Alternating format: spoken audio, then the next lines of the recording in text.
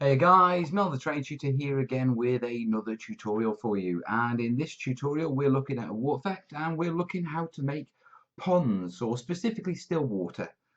Okay? And the idea is what we're going to do is we're going to go through this process, and at the end hopefully you should have a beautiful pond. And what I'll do is I'll throw a photo up now of the finished article. There you go. And that was the finished article. So let's go cameras down, and get stuck in. Right guys, straight from the offset, as you can see, what I've done is I've cut out a base from my pond and I've cut it out of 5mm MDF. You can use, 3mm MDF, you can use plastic card. It's expensive, but it works really well. Thick plastic card, I should say. Yeah, but at the minute I've only got 5mm, so that's what I'm using. Now when it comes to things like water features, what you often get is sort of bumps at the side, so that the water can sit inside them, yeah? And it's a bit of a challenge because what we really want with our water features is we want them sitting with the table or sunk into the table, but unless you've got a full form table, that's just not going to happen. So what we try and do is we create that illusion by making little banks and then dropping it back down. And that's what I'm going to do with this one. And if you've noticed, yeah, I've made some marks on it. Okay, let me just explain what these marks are. Okie dokie. Right. Any of you that have seen my sloped hill, working out slopes videos, and I'll throw links up now, will know that it's a 3-in-1 ratio for slopes, yeah, if you want models to stand on. And what I mean by that is for every one you go up, you've got to go in 3. And that'll leave an angle of about 20-25 degrees, yeah, and that's good enough for models to stand on. And what I'm going to be trying to do with this project is create a really low profile pond. So I'm only going to raise these up quite a little. So this bit here that's marked out in lines, this needs to be beveled, yeah, because this is roughly 15 millimeters in. This is 5mm up, so 5, 5, 5, 15 millimeters. So if I cut this edge off, that'll give me a nice slope. The next thing that I want you to notice is this red area. Okay, and this is where I'm going to build my embankment up. Okay, so this is, I need to build it higher than the platform, otherwise the water effects will just run off it. Okay, so first things first, I need to do the sort of beveling. Yeah, now my bendy knife, it's actually really easy because what you can do with a decent sharp knife, watch your fingers guys, is sort of shave it. You can take quite a bit of it off. Yeah, make sure you don't cut into just by coming along with a blade, and this will take it off quicker than sanding it manually. If you've got a power sander or any sort of grinding tool, then lucky you, I haven't. Okay, so I've got to do it this way, but basically all I'm using a sharp blade to just bevel the edge. You see how it's cutting into it? And then what I'll use is sandpaper to to smooth it all out. Yeah, so it's literally, you see what I'm doing there? Always away from you with this one, guys, because this bends. If it snaps, it's not going to be good for you. You know what I mean? Right, guys, what I'm going to do now is we're going to skip this forward, and I'll show you once it's all beveled out. Right, that's beveled now, and I've taken quite a bit of the bulk off with this, with this. If I bring it up close, you can see it's got a nice beveled edge to it now, all the way around. Okay, now this isn't the finished bevel. I've just used this to sort of take away the bulk for when I sand it. And we'll be sanding it with, you know, basically sandpaper and a sandblock. Yeah, and the idea is just to get this smooth. Yeah, and you can see, because I've taken the bevels off, it's actually going really well.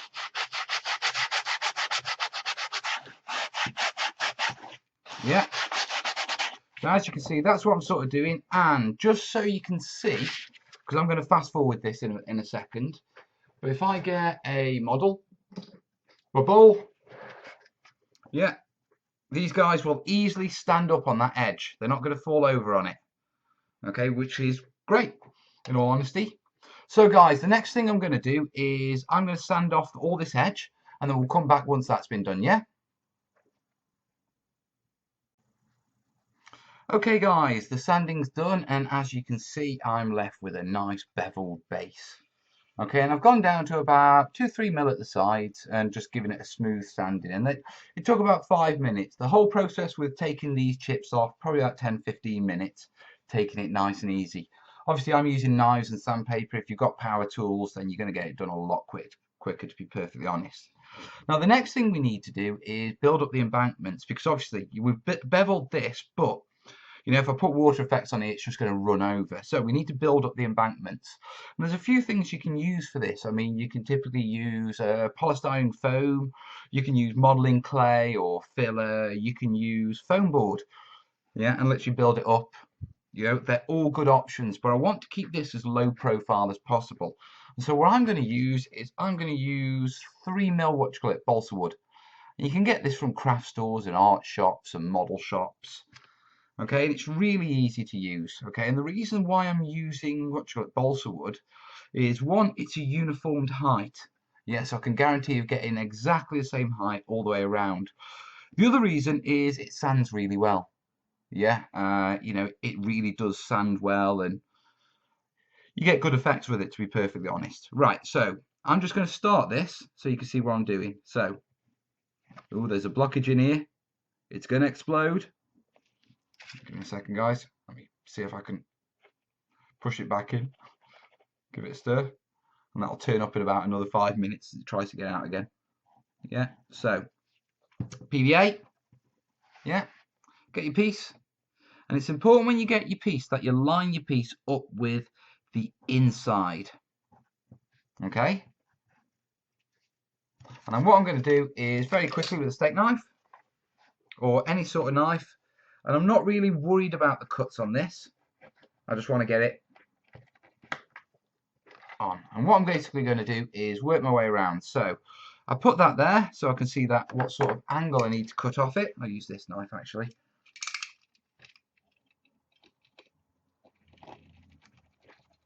Yeah, that angle can go, oops, watch my mouse. Angle goes in roughly there. And I'm not really worried too much, yeah, about how it's going to turn out. Okay, I'm not, well, obviously I'm not worried about how it's going to turn out, but let me show you what I mean. Yeah, these are rough bits. I'm going to be covering these with filler anyway. Yeah, so I'm not overly worried about getting the angles or making sure they join perfectly, because it'll be sorted when they, when we sand them and fill them anyway. Yeah, so that one in, that one in. And you can see what I'm doing. Basically, all I'm doing is I'm working my way around, yeah, with this stuff. So next one needs to be a cut like that.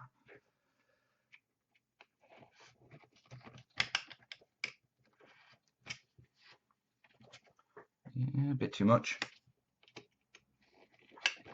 As you can see, I'm very much on the fly man.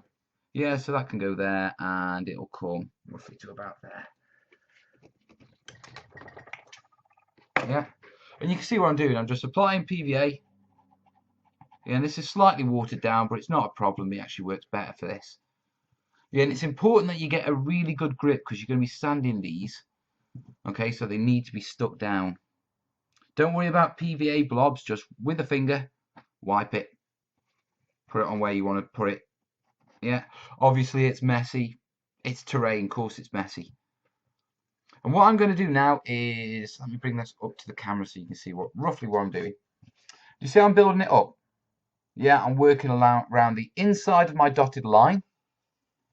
Okay, where I want my pool. And all I'm literally doing is just making sure I've got a nice even edge all the way around. Yeah, and as I go, this will dry. And then once it's fully completed and fully dry, we'll be ready to do the next stage. Right, so what I'm going to do now, guys, is I'm going to crack on with this, and we'll come back once it's sort of finished and dry, and you'll see what it's like, guys. So, moving on. Okay, guys, that's all dry now, and as you can see, I've built up a circle all the way around, and I've been, it's not precise. There's gaps in it, as you can see. Okay, a couple of the little noteworthy things is this little indent here. All I did is decided I'll level that up and keep it flat, so I might put something on that later as we go along. So I just put a few pieces in there, and also for this little island, all I did with that was cut 3 little strips out, yeah, and then literally into the 3 strips, cut around them so it's round, and then glued them down. And as you can see, all these are hard. Now, as I said, this is our top bevel, okay, and our water is going to sit below this. But what we need to do is we need to gradient it. And as you can see, these are stepped. So I've got a step there, and I want to smooth it off. So what I'm going to do is I'm going to grab some sandpaper, okay, on a sanding block, and I'm going to go this way, okay. I'm not going to go against the grain, and there's 2 reasons for that. Well, there's one main reason, should I say. And the reason is that as it hits this hard side, if there's too much force, it will rip it out, okay. And so I don't want to do that because I'll have to re-glue it and wait for it to dry again. So what I'm going to do is just go against the grain initially until I take this corner off, and then I can just sand it down properly. So it's dead simple. All you're literally doing is that.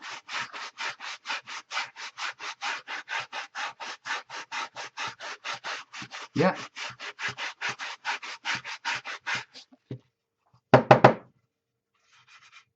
As you can see, that's coming down now, it's smoothing out. Okay, and essentially what I'm trying to do is I'm trying to get that straight. Let me just get this. Yeah, I'm trying to get that angle straight. Oh, God, look at the camera. Sorry, guys.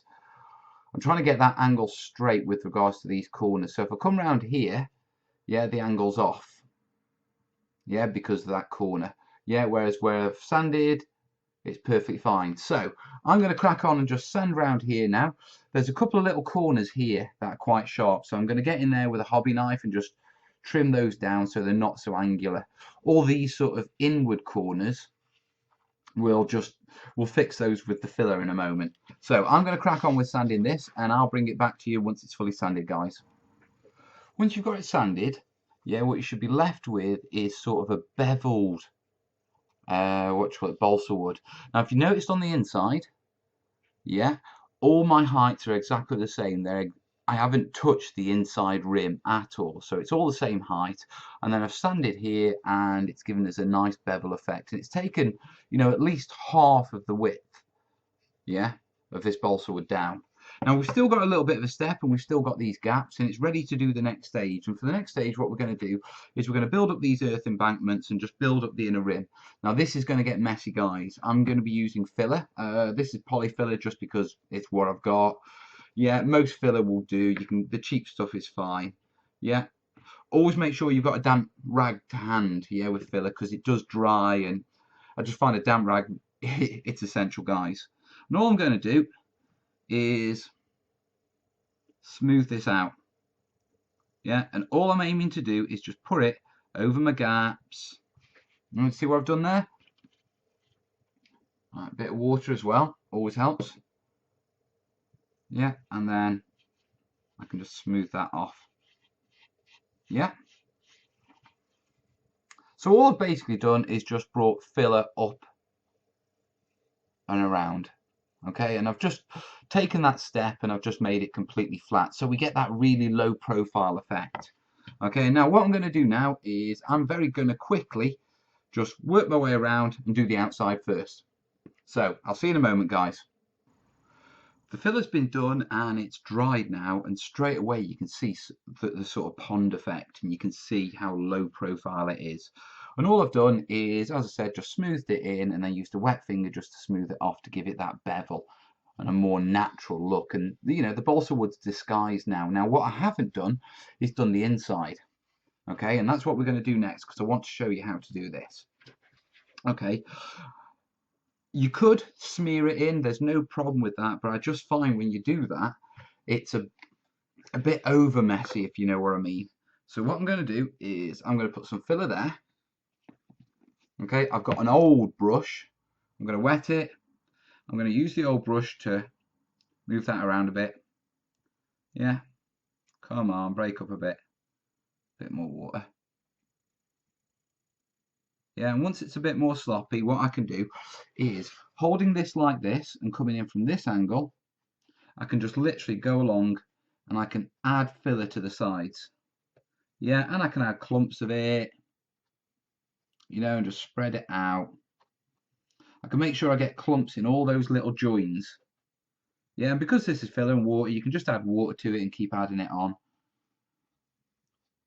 And I like this because you get far more control over it. And what this is going to do is this is going to give us a far more natural sort of riverbank than if we just ran our fingers round, which would give us a sort of concave. Concave, yeah, cave. Caves go in convex. I can never remember it. Concave is where it goes inwards because it's a cave. Yeah, I don't know what the reminder of convex is, but if you remember concave, you should be fine. Sorry, guys. Right, rambling. Anyway, all I'm doing is blobbing in and spreading this stuff in. Yeah. It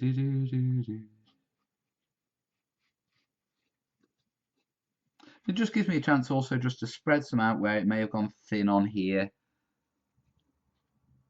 Remember, use an old brush for this, guys, because it does tend to knacker them. Did you know you could paint filler? It's water-based at the end of the day. It thins down with water, so you can just treat it like any other medium. Water it down, do what you need with it. So as you can see, all I'm doing is I'm just going round and I'm just filling those corners. Yeah, let me have a look. Can you see that better? Okay, and then once I've done so much of it, yeah, what I need to do, and I'm ready to sort of move on to the next bit, very quickly, what I need to do, thicken those up a bit, yeah, is just get my damp rag and just run it around the inside. And what I'm trying to do here is just smooth off any rough bits that would sit in the water because I want this to be level. Yeah, so if I just run this round the edge, should be fine. And just over the top as well, just where you get little bits over. And that's the basic premise of the idea. We're just going to run all the way around the edge, disguise these edges up, yeah, and then just let it to dry again. And I'll come back once I've done that. That's all dry now, guys, and as you can see, what I've basically done is using that paintbrush, I've just pushed it all into the edges. Yeah, I've then got a damp cloth, wiped round the edges just to clear off where it goes into the actual water. And then the final thing, and I'm not sure if you can see it, but all I did was, as it was drying, I just stippled it with the brush just to get a more natural look to it. Okay, I did this one in the middle as well, exactly the same technique. And before we move on, just one thing I want you to sort of notice, look how low profile this is, yeah, compared to models. Yeah, it doesn't come up at all. And as you can see, yeah, models can stand anywhere on it because we've gone for that magic, what you call it, 1 in 3 gradient with it. Okay, now the next thing for me to do is to paint it up and to flock it and get ready for the Vallejo Still Water to go down on it. Okay, and I'm not going to show you a video as we do that. Okay, there's no point. I've covered it in the past, and what I'll do is I'll throw some links up to my how to texture and how to flock videos, and if you've never done that before, check those out. But the process is basically the same. You know, you put your base colors down, you undercoat it, you put your brown down, you flock it, static grass, clump material, and that sort of stuff. Okay, I'm going to put a bit of texture on here, glue down some some rocks, some gravel, and put a few in here. Okay, and then once I've got that done, I'll be ready to paint the water, yeah, and then we'll be doing the Vallejo. So what I'll do now is you're going to see a montage of pics as I do the various stages because I don't need to film those. Right, so onto the montage.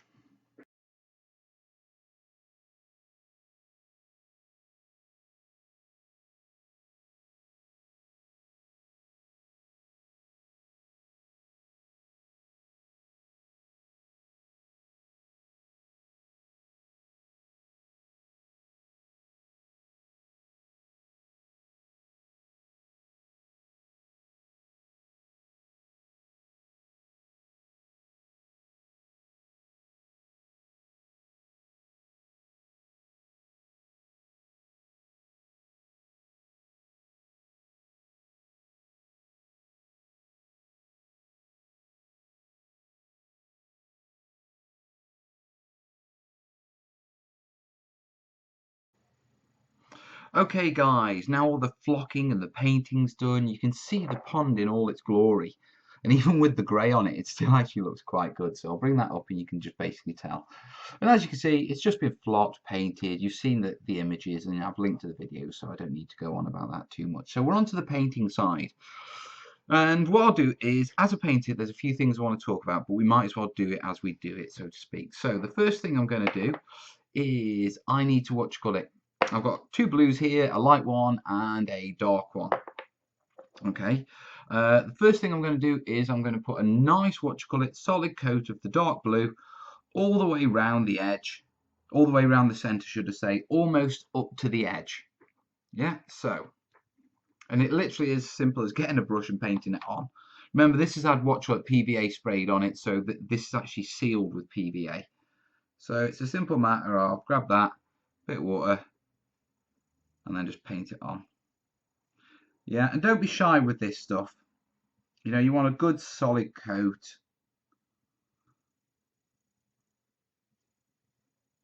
Yeah, just make sure you don't leave any telltale sort of ink paint lines, if you know what I mean. Normally just by keeping your brush spreading over it. And now, straight off, people are going to scream to me, water isn't blue. No, it isn't. It's a reflection of the sky. Yeah, but this is a stylized wargaming pond, so that's why it's blue. Okay, and that's my story, and I'm sticking with it. But in truth, this is still water. Now, the fact of the matter is, any still water that's exposed to sunlight, yeah, will grow algae. Okay, and it's I don't even actually know what algae is, but it's plant life. And basically, yeah, if what you call it, if there's still water, it's exposed to sunlight, it'll grow algae, yeah, and it will go green. And it happens with all still water exposed to sunlight, with the exception of where there's a situation where the mineral content in the water is that high, it inhibits plant life growth. So think of things like quarry pools, salt pools like you get in Turkey, and those spa pools. Yeah, in that situation, yeah, the minerals in the actual water is that high that even though the water is still, yeah, there's no chance of any plant life growing in it. And that's where you get the proper, you know, crystal pools. Yeah, but the majority of sort of like, you know, Northern European ponds. Yeah, and I say Northern European because basically this is what this sort of texture is, this greenery. Okay, it's not so much African or, you know, desert. It's sort of northern tundra. Is it tundra? I'm not sure. It's Northern European, I would say. And what you call it? So that's why I'm doing it in the sort of the blue. But more importantly, God, I'm getting off track as I do this. Sorry, guys. What I'm trying to say is basically, yeah, this wouldn't be blue. This would be green. Okay, and what I'm going to do is in a later video, I'll show you the various different techniques for that. But right for this, all I want to do is do a stylized one, yeah, which means it's a blue one. Yeah, just to keep it simple. Otherwise, this video will go on forever. Yeah, so almost up to the edge. And I'm probably going to fast forward this or skip ahead now, guys. Two solid coats later, and that's what we're looking at. And you can see it's a nice blue. Okay, now we've left the edges because I need to make those lighter. And I'll have a chat with you about that as I do it. Now, the first thing I'm going to do is I only want it a subtle shade lighter. So I'm just going to add a little bit of the light blue into this with a smaller brush. So, yeah. Good blob of that in there. A bit more.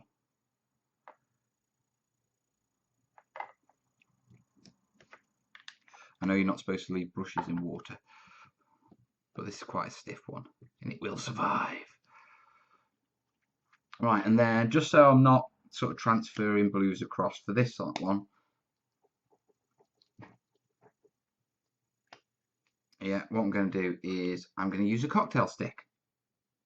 Yeah, so just get a nominal amount of blue. Yeah, and just stir it up.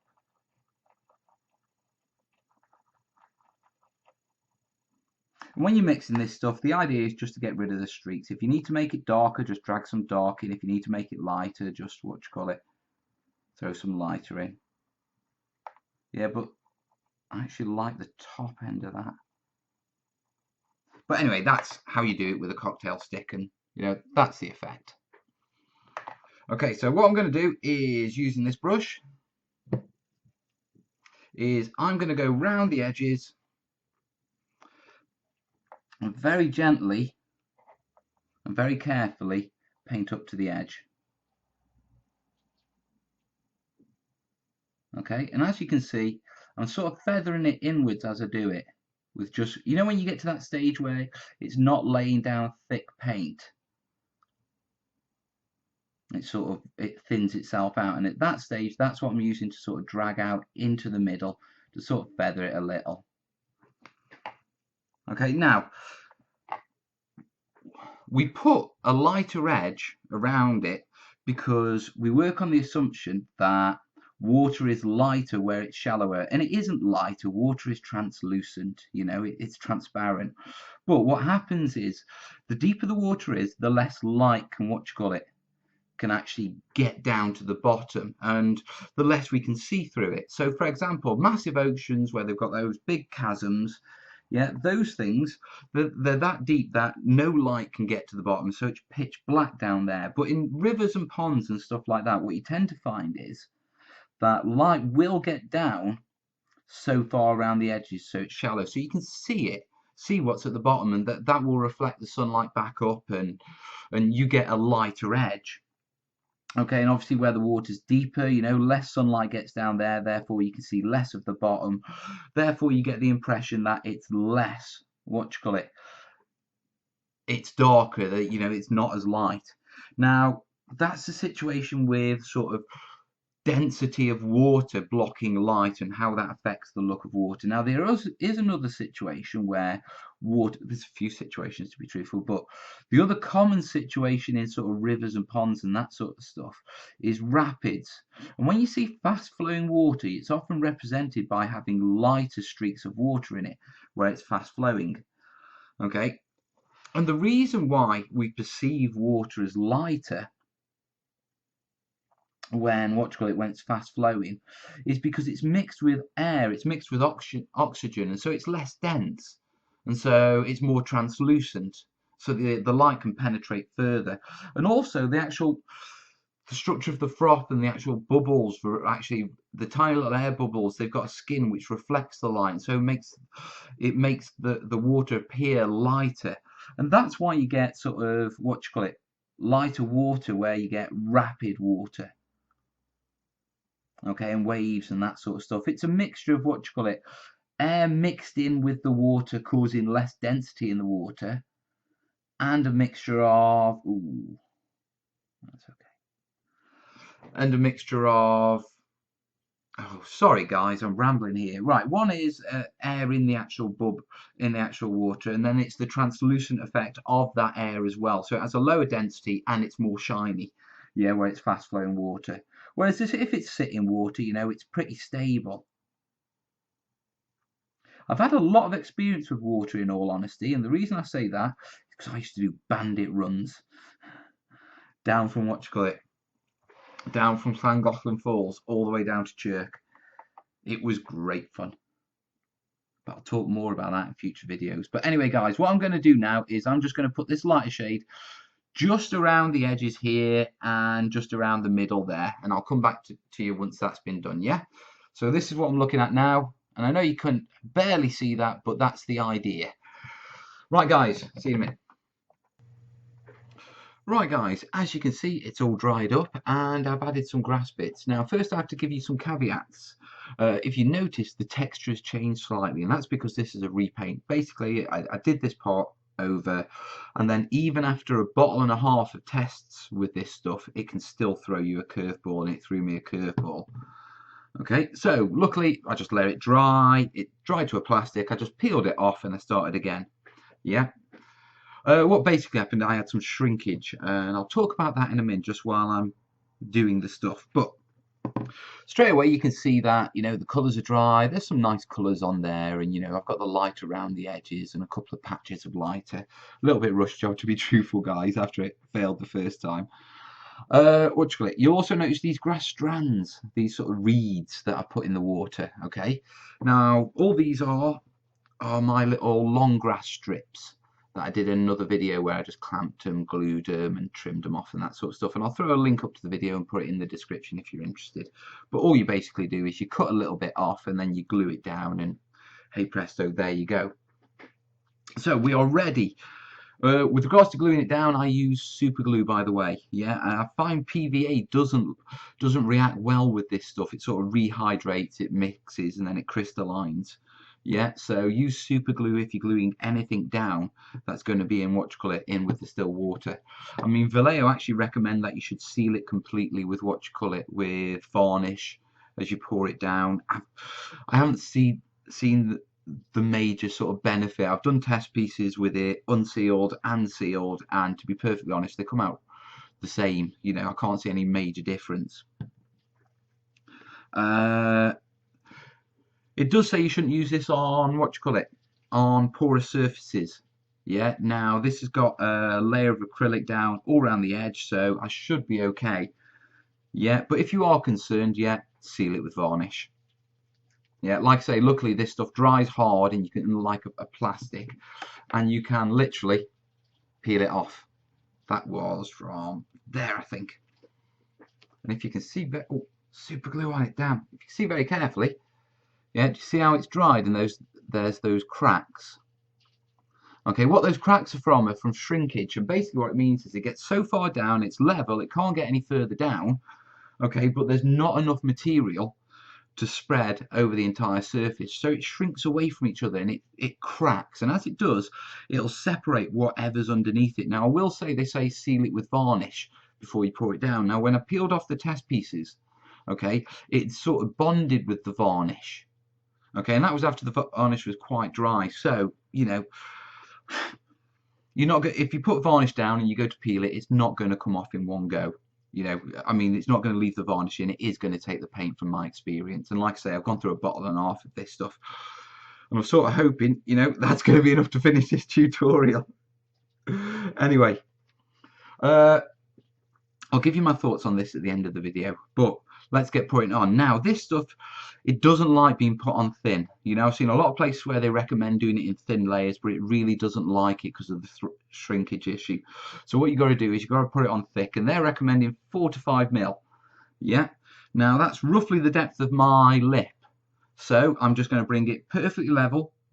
Yeah, with the lip, and I'll have a slight little hill to it, a convex curve to it. Yeah, so it can sink down, because I know it's going to sink down. This reduces, you know, basically it collapses in on itself, if you know what I mean. It shrinks, leaving like a bowl effect. Anyway, you're rambling, boss. Right, crack on. So I'm pumping it out, and you'll notice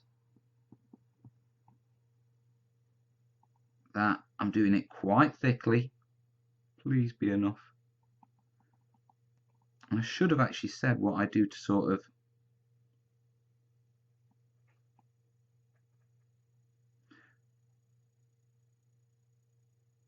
what I'm trying to do here, guys, is pump it into the middle and let it naturally flow in certain places. I don't know why, it's just what I've decided to do. I'm not going to tell you there's some scientific reason for doing that, because there isn't. It's just how I feel. Anyway, I'm pushing it out. Listen, one thing I should have mentioned with this stuff, and I will in just a second. I'm saying I'm mentioning a lot in a second. Right, now that's completely covered, what I'm going to do is just increase the volume to raise it up a bit, because I need 4 mils of this. So I'm just going around and I'm literally just squirting it in. Oh, and there we go. Look at all those bubbles. That is the end of the bottle. Oh, I should not have done that. That is such a... What's his name? It's not Hodor, is it? It's the big guy in Harry Potter. I should not have done that. I should not have done that. Right, guys, but it gives me a good chance to sort of show you this bit. Right, bubble popping, and there's plenty to pop. I started off with just that one. Okay, and it is a simple matter of coming down directly from above Okay, if you try and go in from the sides or underneath it, underneath the water to get to the bubble, you won't get it. You've got to pop the top surface. Yeah, just like that.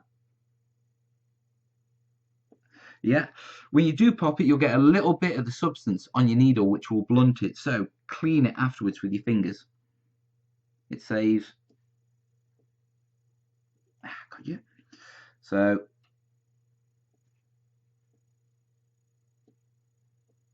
and don't be gentle. You've got to stab these things. Now you notice there's lots of little bubbles in there as well. Okay, and that's because you know you saw me squirting the last remnants out like a fool. Yeah, so what I'll do is I'll show you very quickly what you need to do with these. Now with these very little bubbles, if you can't pop them, get your needle and just scrape them to the edge.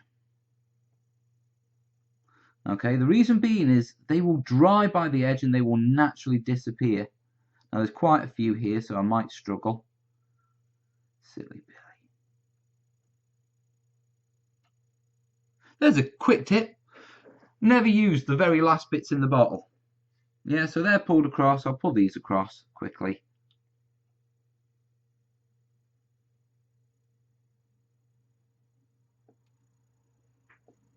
Now I'm used to using either epoxy, 2-part epoxy resin, which to be perfectly honest is the best in my opinion.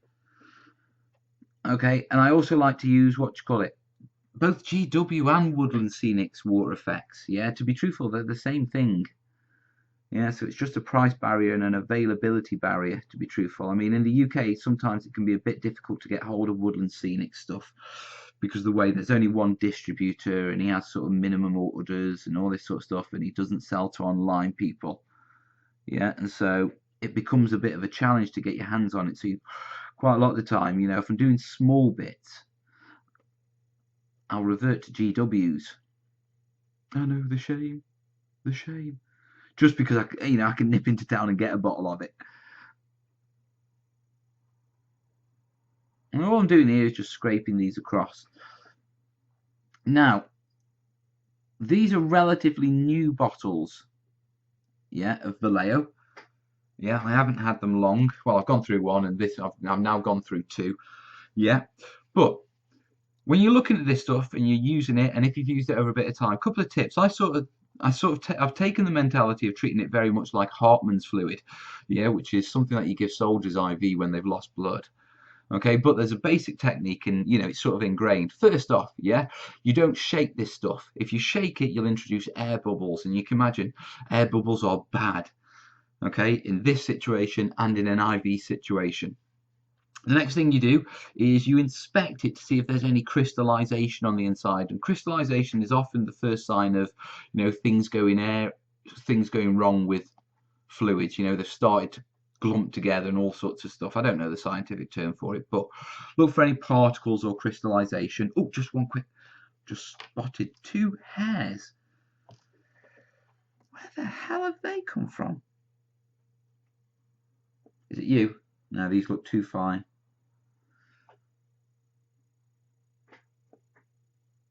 And where was the other one? There. Like, ugh, yuck. Come on, you kid. There you go. Right, now I've got my fingers covered. So anyway, back to this stuff. What do you call it? Oh, shake it. Don't shake. Sorry. Don't shake it. Roll it around to mix it and give it a good mix before you apply it. Check for any crystals if it's old or any particles that have formed inside. And also try and keep it at room temperature. Don't take it out of a cold place or a warm place and directly apply it. Let it cool. Okay, or let it stabilize with the environment around you, because that's the sort of temperature these things work best at. Okay, so that's poured down. Now the other thing I need to mention is you need to find a perfectly balanced place to put this. Okay, because if you don't, you will get the sort of slanting effect because of the amount of this in here. Okay, you don't get it with the thinner water effects where you just put like a millimeter layer down, because there's not enough of an angle to cause a pooling. But with this sort of volume, okay, even just a slight degree, yeah, can cause a pooling effect on one side. So I'm going to go put this up and we'll come back when it's completely dried. See you in a minute, guys.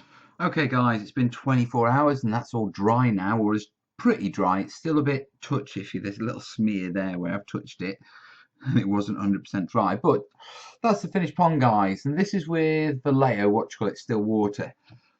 Okay, and as you've seen, it's a dead easy process to do. It looks really good.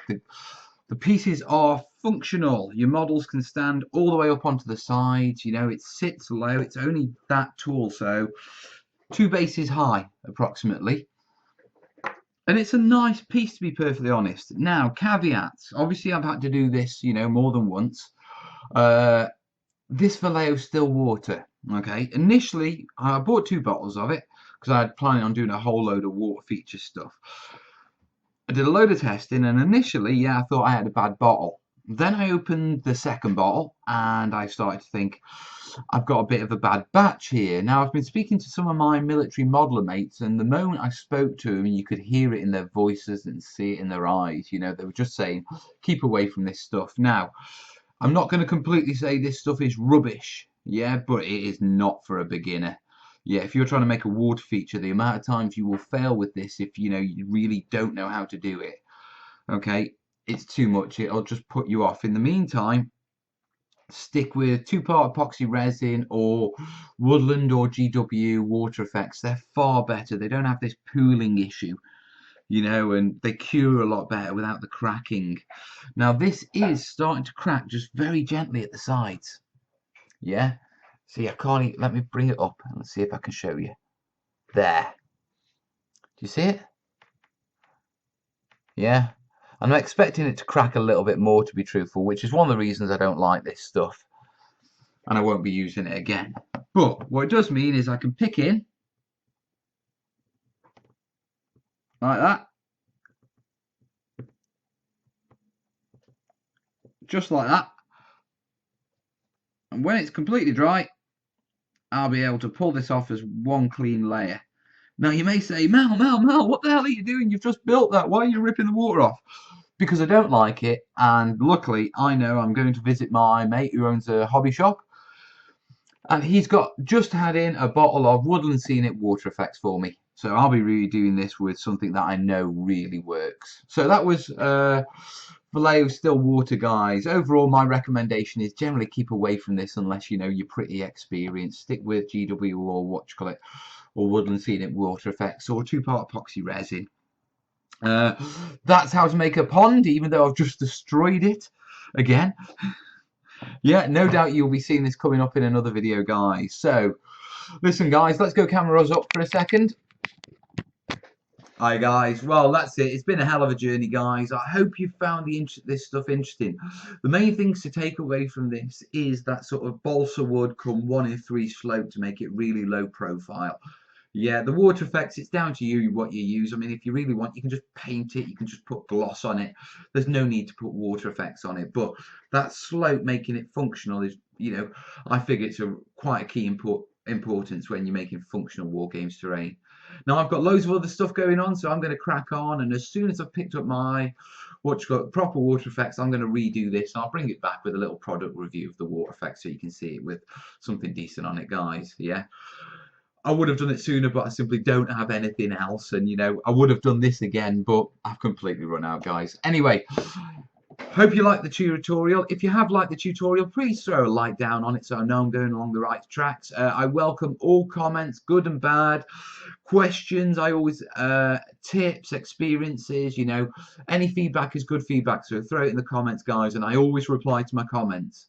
Okay, finally, yeah, if you've liked the channel, yeah, subscribe if you like building terrain stuff. There's loads of stuff I'll be coming up with. And then, to be truthful, finally, if you've really liked it, share it with your mates and let's all get building better battlefields, eh? Right, I've got to crack on. In the meantime, you have a good day, guys, and I'll see you soon. All the best. Ta-ra.